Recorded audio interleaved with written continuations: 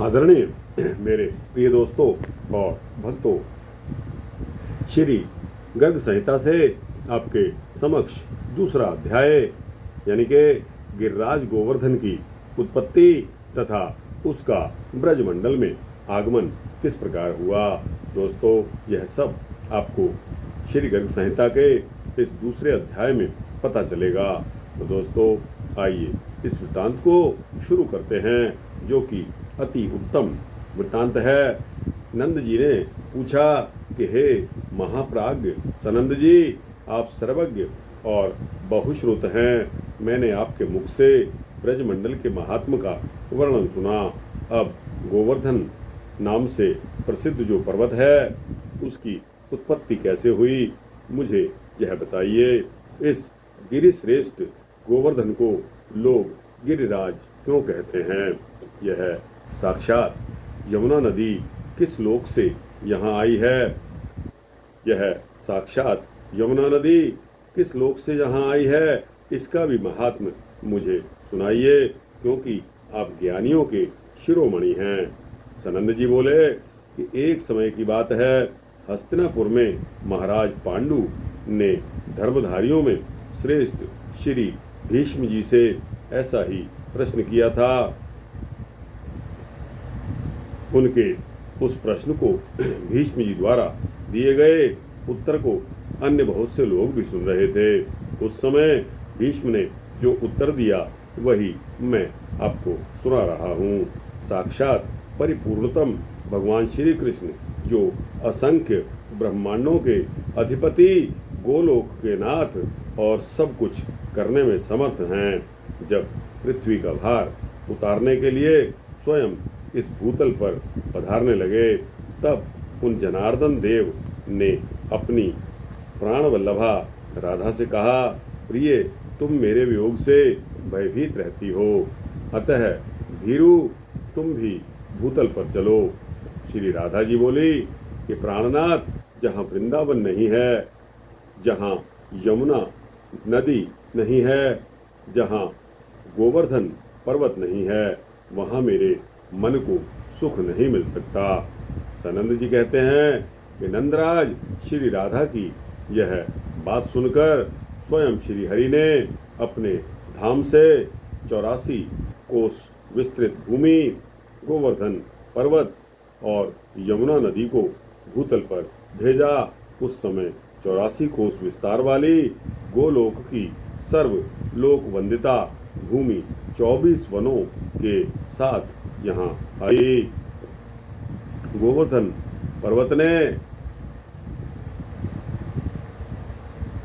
भारतवर्ष से पश्चिम दिशा में शाल्मली द्वीप के भीतर द्रोणाचल की पत्नी के गर्भ से जन्म ग्रहण किया। दोस्तों, एक बार फिर इसको सुन लीजिए। गोवर्धन पर्वत ने भारतवर्ष से पश्चिम दिशा में शाल्मली द्वीप के भीतर द्रोणाचल की पत्नी के गर्भ से जन्म ग्रहण किया। दोस्तों, इस अवसर पर देवताओं ने गोवर्धन के ऊपर फूल बरसाए। हिमालय और सुमेरु आदि समस्त पर्वतों ने वहां आकर प्रणाम और परिक्रमा करके गोवर्धन का विधिवत पूजन किया। पूजन के पश्चात उन महान पर्वतों ने उसकी स्तुति की।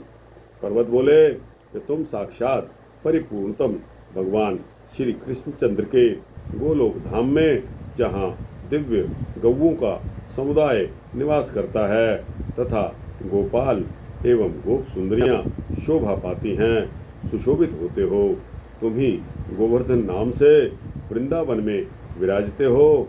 इस समय तुम ही हम समस्त पर्वतों में गिरिराज हो। तुम वृंदावन की गोद में समोद निवास करने वाले गोलोक के मुकुटमणि हो तथा पूर्ण ब्रह्म परमात्मा श्री कृष्ण के हाथों में किसी विशिष्ट अवसर पर छत्र के समान शोभा पाते हो। तुम गोवर्धन को हमारा नमस्कार है।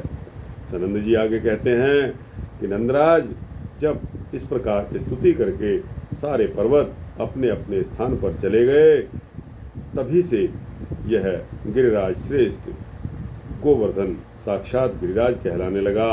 एक समय मुनि श्रेष्ठ पुलस्त जी तीर्थ यात्रा के लिए भूतल पर भ्रमण करने लगे। उन महामुनि ने द्रोणाचल के पुत्र श्याम वर्ण वाले श्रेष्ठ पर्वत गोवर्धन को देखा, जिसके ऊपर माधवी लता के सुमन सुशोभित हो रहे थे। वहां के वृक्ष फलों के भार से लदे हुए थे। निर्झरों के झरझर शब्द वहां गूंज रहे थे। उस पर्वत पर बड़ी शांति विराज रही थी। अपनी कंदराओं के कारण वह मंगल का धाम जान पड़ता था। सैकड़ों शिखरों से सुशोभित वह रत्नमय मनोहर शैल तपस्या करने के लिए एक उपयुक्त स्थान था। विविध रंग की चित्र विचित्र धातुएं उस पर्वत के अवयवों में विचित्र शोभा का आधान करती थी। उसकी भूमि ढालू उतार चढ़ाव से युक्त थी और वहां नाना प्रकार के पक्षी सब ओर से व्याप्त थे। मृग और बंदर आदि पशु चारों ओर फैले हुए थे। मयूरों की केका ध्वनि से मंडित गोवर्धन पर्वत मुमुक्षुओं के लिए मोक्षप्रद प्रतीत होता था। मुनिवर पुलस्त के मन में उस पर्वत को प्राप्त करने की इच्छा हुई। इसके लिए वे द्रोणाचल के समीप गए। द्रोणगिरी ने उनका पूजन स्वागत सत्कार किया। इसके पश्चात पुलस्त जी उस पर्वत से बोले। पुलस्त जी क्या बोले? पुलस्त जी ने कहा कि हे द्रोण, तुम पर्वतों के स्वामी हो। समस्त देवता तुम्हारा सम आदर करते हैं। तुम दिव्य औषधियों से संपन्न और मनुष्यों को सदा जीवन देने वाले हो। मैं काशी का निवासी मुनि हूँ और तुम्हारे निकट याचक होकर आया हूँ। तुम अपने पुत्र गोवर्धन को मुझे दे दो। यहाँ अन्य वस्तुओं से मेरा कोई प्रयोजन नहीं है। भगवान विश्वेश्वर की महानगरी काशी नाम से प्रसिद्ध है, जहाँ मरण को प्राप्त हुआ पापी पुरुष भी तत्काल परम मोक्ष प्राप्त कर लेता है, जहाँ गंगा नदी प्राप्त होती है और जहाँ साक्षात विश्वनाथ भी विराजमान है। मैं वहीं तुम्हारे पुत्र को स्थापित करूँगा, जहाँ दूसरा कोई पर्वत नहीं है। लता बेलों और वृक्षों से व्याप्त जो तुम्हारा पुत्र गोवर्धन है, उसके ऊपर रहकर मैं तपस्या करूँगा। ऐसी अभिलाषा मेरे मन में जागृत हुई है। सनंद जी कहते हैं कि पुलस्त जी की बात को सुनकर पुत्र स्नेह में विह्वल हुए द्रोणाचल के नेत्रों में आंसू आ गए। उसने पुलस्त मुनि से कहा।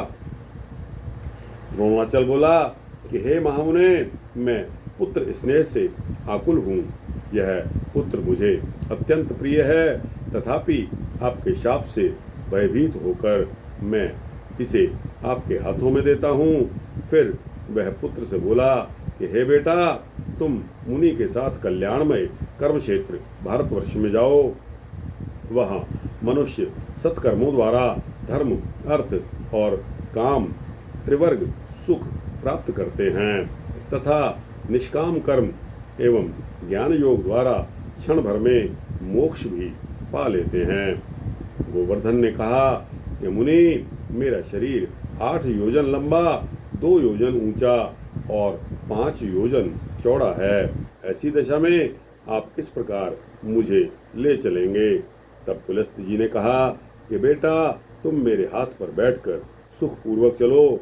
जब तक काशी नहीं आ जाती, तब तक मैं तुम्हें हाथ पर ही ढोए हुए चलूंगा।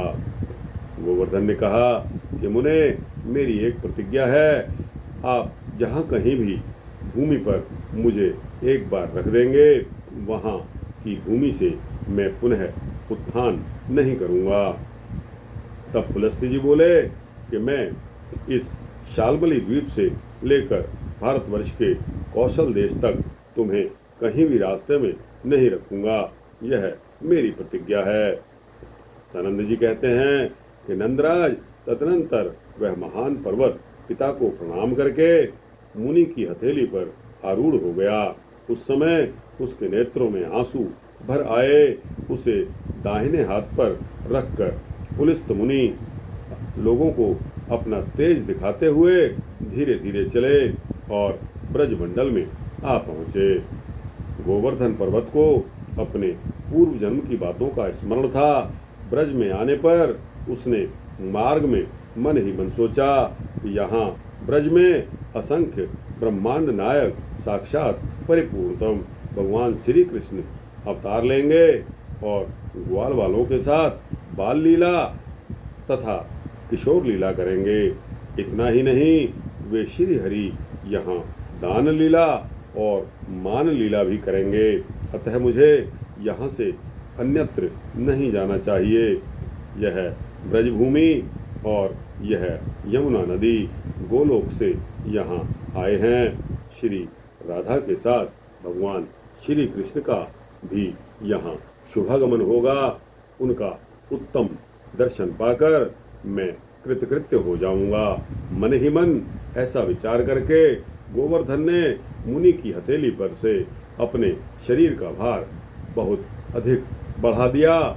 उस समय मुनि अत्यंत थक गए। उन्हें पहले की कही हुई बात की याद नहीं रही। उन्होंने पर्वत को हाथ से उतारकर ब्रजमंडल में रख दिया। भार से पीड़ित